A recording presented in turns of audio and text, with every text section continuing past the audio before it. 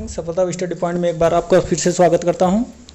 दोस्तों, जैसा कि आप जानते हैं कि जीव विज्ञान की से संबंधित हमने एक सीरीज़ की शुरुआत की है और इसके पहले हमने जैव विकास एवं वर्गीकरण और कोशिका एवं आनुवंशिकता पर अपना वीडियो अपलोड ऑलरेडी कर चुके हैं और ये इसी सीरीज़ का ये तीसरा वीडियो हम आपके सामने प्रस्तुत करने जा रहे हैं, जिसका शीर्षक है मानव शारीरिक एवं क्रिया विज्ञान से संबंधित सारे प्रश्न हम अपने इस वीडियो में कम समय में कवर करें। दोस्तों, उससे पहले आपसे अनुरोध है कि वीडियो को सब्सक्राइब, लाइक और शेयर अवश्य करें, जिससे हमारा उत्साहवर्धन हो सके। तो दोस्तों, हम बिना देर किए अपने वीडियो को शुरू करते हैं और आपके सामने पहला प्रश्न प्रस्तुत करते हैं। पहला प्रश्न आपका है, हमारे शरीर का अधिकतम भार बना है अस्थियों का, शारीरिक अंगों का, त्वचा, मांसपेशियों एवं अंगों का, जल का। दोस्तों, इसमें सही ऑप्शन आप अपना आकलन भी करते रहें। दोस्तों, इसमें सही ऑप्शन आपका है जल का। ठीक है दोस्तों, हमारे शरीर का अधिकतम भार जल होता है, जिसकी मात्रा लगभग 60 से 70% तक होती है। नवजात शिशु के शरीर में उसके भार का 75% तथा महिलाओं में 55 से 60% तक जल होता है। ठीक है दोस्तों, अगला प्रश्न हमारा मानव शरीर में अधिकतम मात्रा में पाए जाने वाला तत्व कौन है। ठीक है दोस्तों, ये क्वेश्चन बहुत इंपॉर्टेंट है और अधिकतर परीक्षाओं में पूछे ही जाते हैं। तो दोस्तों, ऑप्शन आपका लोहा, सोडियम, फास्फोरस और कैल्शियम है। दोस्तों, दिए गए विकल्प में सबसे अधिक पाया जाने वाला तत्व है कैल्शियम। ठीक है दोस्तों, लेकिन और भी इसका विश्लेषण देख लेते हैं। दोस्तों, अगर पूरी बात हम किया करें तो अपने शरीर में सबसे अधिक ऑक्सीजन जो भार का 65% होता है, कार्बन भार का 18%, हाइड्रोजन भार का 10%, नाइट्रोजन भार का 3% और कैल्शियम भार का 1.4%। ठीक है दोस्तों, तो ऑप्शन में कैल्शियम सबसे अधिक मात्रा में हमारे शरीर में पाए जाने वाला तत्व है। अगर ओवरऑल ऑक्सीजन हो तो ऑक्सीजन सबसे अधिक जो 65% आपके वेट का पाया जाता है। ठीक है दोस्तों, तो अगले प्रश्न में हम पढ़ते हैं। अगला प्रश्न है हमारा, वयस्क मानव में अस्थियां होती हैं। दोस्तों, ये क्वेश्चन बहुत ही सिंपल है, इसमें से 90% लोगों इसका आंसर जानते होंगे। तो दोस्तों, आपने सही जाना, इसका आंसर है 206। ठीक है दोस्तों, लेकिन कभी कभी प्रश्न पूछता है अस्थियों में पाया जाना और प्रोटीन कौन सा है। तो दोस्तों, अस्थियों में पाया जाना और प्रोटीन का नाम है ओशिन। मानव शरीर की सबसे बड़ी अस्थि दोस्तों कौन सी है। मानव शरीर की सबसे बड़ी अस्थि फीमर है, जो जांघ में पाई जाती है, जबकि स्टेपिस कान में पाई जाती है, जो सबसे छोटी अस्थि होती है हमारे शरीर की। ठीक है दोस्तों, इसी तरह से क्वेश्चन और भी आते हैं, जैसे छोटे बच्चों में जो हड्डियों की संख्या होती है 350 और 270 से 350 तक होती है। ठीक है दोस्तों, अगला प्रश्न है, कौन सा लवण मानव हड्डियों में सर्वाधिक पाया जाता है। ठीक है दोस्तों, कौन सा लवण मानव हड्डियों में सर्वाधिक पाया जाता है। ऑप्शन है magnesium chloride, calcium carbonate, calcium phosphate, sodium chloride. तो दोस्तों, आपको बताना है सही ऑप्शन है कैल्शियम फास्फेट। ठीक है दोस्तों, तो मानव हड्डियों में सर्वाधिक पाया जाने वाला कौन सा लवण है, कैल्शियम। ठीक है दोस्तों, ठीक है। अगला प्रश्न हमारा, निम्नलिखित में से कौन सा पौष्टिक तत्व अस्थि एवं दांतों के निर्माण एवं मजबूती के लिए आवश्यक नहीं है। ठीक है दोस्तों, इसमें ऑप्शन पूछा है नहीं। ठीक है दोस्तों, निम्नलिखित में कौन सा पौष्टिक तत्व अस्थि एवं दांतों के निर्माण एवं मजबूती के लिए आवश्यक नहीं है। ठीक है दोस्तों, तो आयोडीन नहीं है। कैल्शियम, फास्फोरस, फ्लोरीन ये सभी अस्थियों के लिए इम्पॉर्टेंट है, लेकिन आयोडीन की इस्तेमाल थायराइड के लिए होता है। ठीक है दोस्तों, थायरोक्सिन या ग्लैंड्स में इस्तेमाल होता है। ठीक है दोस्तों, तो हम अपने अगले प्रश्न में बढ़ते हैं। अगला प्रश्न हमारा है, मनुष्य के जीवन काल में कितने दांत 2 बार विकसित होते हैं। ऑप्शन आपका 4, 12, 20, 28। आपको बताना है सही ऑप्शन क्या है। मनुष्य के जीवन काल में कितने दांत 2 बार विकसित होते हैं। तो दोस्तों, सही ऑप्शन है 20। ठीक है दोस्तों अगला प्रश्न हमारा, निम्नलिखित में से कौन हमारे शरीर का सबसे मजबूत भाग है? ठीक है दोस्तों, ऑप्शन है अस्थि, दंतवल्क, डेंटिन, सीमेंट्स। ऑप्शन आपका सही है दंतवल्क। ठीक है, इनेमल इसको बोलते हैं दोस्तों। इसी तरह से हमारे 4 प्रकार के दंत होते हैं, किंतक इंसिसर्स, रदनक जिसको अंग्रेजी में कनाइन, प्रचवर्ण जिसे प्रीमोलर्स, चौड़ मोलर्स।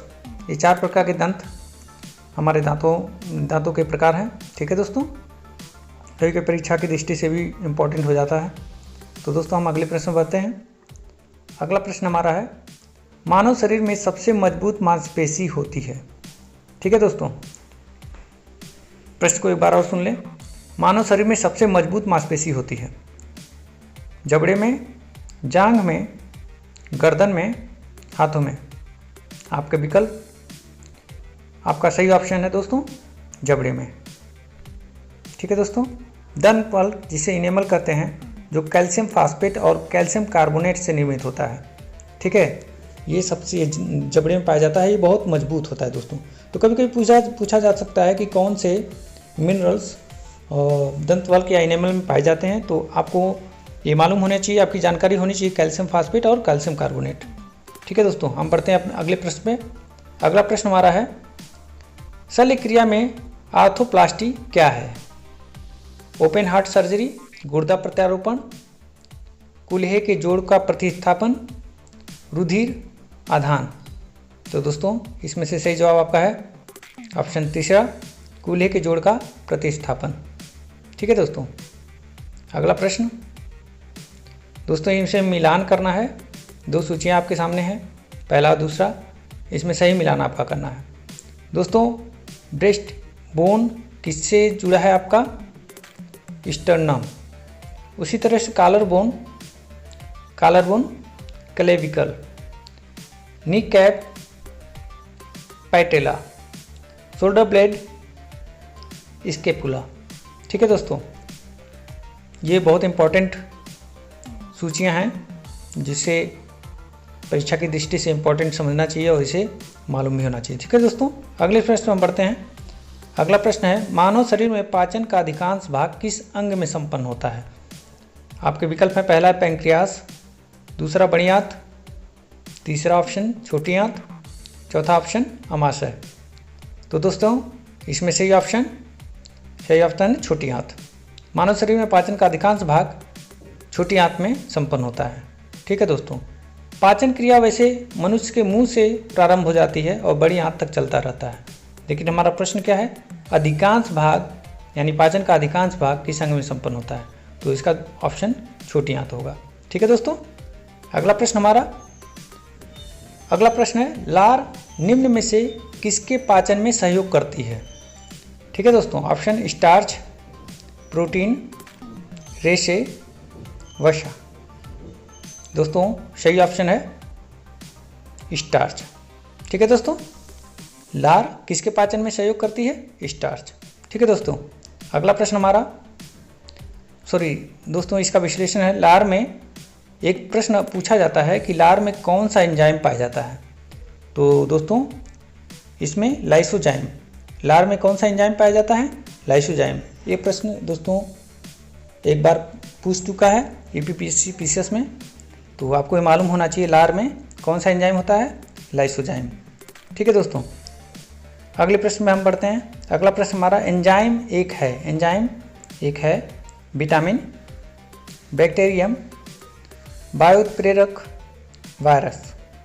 तो दोस्तों सही ऑप्शन बायोत्प्रेरक, बायोकैटलिस्ट है एंजाइम। ये हमारे बॉडी में क्या करता है दोस्तों कि जो भी रिएक्शंस हैं उसकी गति को बढ़ा देता है। ठीक है दोस्तों, एंजाइम एक प्रोटीन होता है। तो कभी पूछा जाता है एंजाइम एक बायोप्रेरक है, लेकिन ये किसका होता है, किससे बना होता है? प्रोटीन से। ठीक है दोस्तों, उत्प्रेरक के रूप में कार्य करता है, कैटलिस्ट। ओके दोस्तों, अगला प्रश्न है, निम्नलिखित में से कौन सा एंजाइम ग्लूकोज के इथेनॉल में परिवर्तन करने को प्रेरित करता है? ठीक है दोस्तों, प्रश्न एक बार और सुन लें। निम्नलिखित में से कौन सा एंजाइम ग्लूकोज को इथेनॉल में परिवर्तन करने को प्रेरित करता है? आपके विकल्प हैं जाइमेज, इन्वर्टेज, मॉल्टेज, डायस्टेज। दोस्तों सही ऑप्शन जाइमेज। अगला प्रश्न हमारा, निम्नलिखित में किस एक की उत्पत्ति यकृत यानी लीवर का कार्य है? ऑप्शन आपका लाइपेज, यूरिया, श्लेष्मा, हाइड्रोक्लोरिक एसिड या अम्ल। दोस्तों सही ऑप्शन आपका यूरिया। ठीक है दोस्तों, अगला प्रश्न हमारा, मानव तंत्र में कौन सा एक पाचक एंजाइम नहीं है? प्रश्न एक बार और सुन लें, मानव तंत्र में कौन सा एक पाचक एंजाइम नहीं है? पाचक एंजाइम नहीं है। ठीक है दोस्तों, आपका option trypsin, gastrin, ptyalin, pepsin. दोस्तों इसमें सही ऑप्शन आपका होगा गैस्ट्रीन। ठीक है दोस्तों, इसी तरह से हमको ये देख लेना चाहिए कि जो हमारे अंग हैं, किस अंग से कौन सा एंजाइम निकलता है। ठीक है दोस्तों, तो ट्रिप्सिन अग्नाशय से स्राव होता है, जबकि टाइलिन लार ग्रंथि, पेप्सिन अमाशय और गैस्ट्रीन अमाशय के जी सेल से। ठीक है दोस्तों, तो परीक्षा की दृष्टि से बहुत इंपॉर्टेंट है, आप चाहें तो इसका स्क्रीनशॉट भी ले सकते हैं। ठीक है दोस्तों, तो हमको ये जो भी एंजाइम्स जहाँ से स्रावित होते हैं उनके अंगों का नाम भी हमें याद रखना चाहिए। ठीक है दोस्तों, हम बढ़ते हैं अगले प्रश्न पे। अगला प्रश्न हमारा है, शरीर में अतिरिक्त ग्लूकोज ग्लाइकोज में परिवर्तित होकर भंडारित रहता है। ऑप्शन आपके अमाशय, यकृत, अग्नाशय, पित्त। दोस्तों आपका ऑप्शन, आपका सही ऑप्शन यकृत। ठीक है दोस्तों, ग्लाइकोजन ग्लूकोज में परिवर्तित होकर शरीर को ऊर्जा प्रदान करता है। ठीक है दोस्तों, तो कभी कभार प्रश्न भी बन जाते हैं। ठीक है, ग्लाइकोजन। अगला प्रश्न हमारा,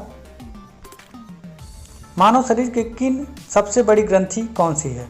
मानव शरीर किन सबसे बड़ी ग्रंथि कौन सी है? ठीक है दोस्तों, सॉरी दोस्तों, इसमें प्रश्न में थोड़ी सी मिस प्रिंटिंग हो गई है। ठीक है, मानव शरीर की कौन सी यहाँ होगा दोस्तों, मानव शरीर की कौन सी सबसे बड़ी ग्रंथि है? तो दोस्तों अग्नाशय, ओटू ग्रंथि, अमाशय, यकृत। दोस्तों इस प्रश्न का सही आंसर होगा यकृत। ठीक है, मानव शरीर की सबसे बड़ी ग्रंथि होती है। ठीक है दोस्तों, अगला प्रश्न हमारा, दोस्तों, शरीर की सबसे बड़ी अंतस्रावी ग्रंथि ओटू ग्रंथि है। ठीक है दोस्तों, अब ये तो हो गया मानव शरीर की सबसे बड़ी ग्रंथि यकृत है, लेकिन अगर अंतस्रावी ग्रंथि, सबसे बड़ी अंतस्रावी ग्रंथि कौन होती है? तो थायराइड ग्लैंड, जिसको हिंदी में ओटू ग्रंथि भी कहते हैं। ठीक है दोस्तों, अब बढ़ते हैं हम अगले प्रश्न में। अगला प्रश्न हमारा, शरीर के किस भाग में पित्त का निर्माण होता है? ऑप्शन आपका यकृत, तिल्ली, पित्ताशय की थैली, पैंक्रियास। इसका सही ऑप्शन आपका होगा यकृत। ठीक है, अगला प्रश्न हमारा, दोस्तों इसमें मिलान करना है। आपके सामने दो सूचियां हैं। ठीक है दोस्तों, आपको इसमें मिलान करना है। तो विटामिन क्या है? कैरोटीन। दोस्तों विटामिन क्या है? कैरोटीन। एंजाइम है पेप्सिन। हार्मोन है टेस्टोस्टेरोन या प्रोजेस्टेरोन। प्रोटीन है कैरेटीन। तो दोस्तों अधिकतर जो स्टूडेंट होते हैं वो कभी कभी कंफ्यूज हो जाते हैं और गलतियां करते हैं कैरेटीन और कैरोटीन में। कैरेटीन प्रोटीन है, जबकि कैरोटीन क्या है? विटामिन है। ठीक है दोस्तों, अगला प्रश्न हमारा। ठीक है दोस्तों, आज के लिए इतने ही प्रश्न। Thanks for watching this video. दोस्तों सफलता स्टडी पॉइंट को एक आपसे अनुरोध है कि एक बार आप इसको सब्सक्राइब कर लें। हम बेहतर करने की कोशिश करेंगे और हमारे द्वारा अगर थोड़ी त्रुटियां होंगी, क्योंकि ये शुरुआत है हमारी, और हम कोशिश करेंगे अपने आप को बेटर इम्प्रूव करने के लिए। बस दोस्तों ये है कि आप हमारा उत्साहवर्धन करते रहें। इस चैनल को सब्सक्राइब, लाइक और शेयर अपने ग्रुप में ज़रूर कर दें। और इस श्रृंखला को पूरी जानकारी देखने के लिए दोस्तों हमारे जो अगले वीडियोस हैं उनको भी देखें, जिससे जीव विज्ञान से रिलेटेड सारे क्वेश्चन आपके कवर हो जाएं। तो दोस्तों तब तक के लिए बाय बाय।